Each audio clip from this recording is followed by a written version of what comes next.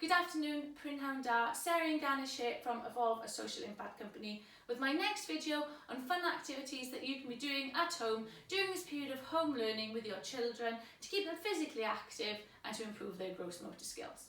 Today's activity is going to be looking at their throwing skills over varying distances, their body awareness, a little bit of balance and just some general gross motor movement skills.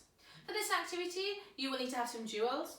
If you don't have jewels to hand, you can use some cuddly toys like I am, some socks, some balls, anything that you have around the house, and you need to put them around an area. Now again, I'm working in quite a small area. The larger the area, the better, because they're having to throw over a greater distance, and they're also travelling over a greater distance. You will need a treasure chest for them to return their jewels to, and you will need things for them to stand on to move around their area. You can use different textured items, things like pillows, that will make them work on their balance and their core stability as well. So like I said, the aim of the game is to try and get all of their jewels back into their treasure chest where they can't touch the floor.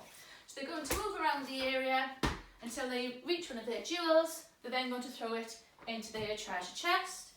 Encourage them to stay on their equipment that they're moving around. If they do lose their balance and step off, you could say that they lose a jewel and you have to throw it back out. They have to do 10 star jumps to keep the jewel. One way that you could progress it is that if they reach a jewel and it's on their right hand side, they can only use their left hand to pick it up. That way then you encourage them to cross the midline and throw with their dominant hand and non-dominant hand. So again, if something was on my left hand side, I would use my right hand to pick it up and practice throwing with my right hand. And I'm going to keep going all the way around until they're all picked up. Another way that you could extend it to make it harder is that when they go to pick a piece of equipment up, they have to do it on one leg. So they're bending down and throwing in. I hope you found that useful. Check back in tomorrow for another activity. Diolch yn fawr.